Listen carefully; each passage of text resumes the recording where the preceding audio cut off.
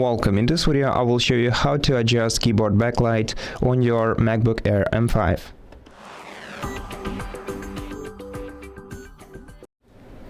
By default, the keyboard backlight is adjusted automatically, and if you want to manually change the backlights, you're gonna have to open the Apple menu and go to System Settings. Then you're gonna have to scroll down the sidebar of the settings and select keyboard right here.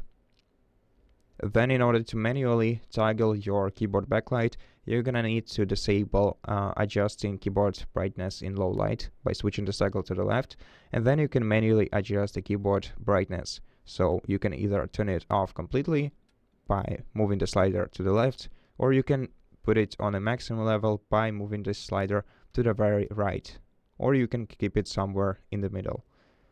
We can also adjust turning keyboard backlight off after inactivity.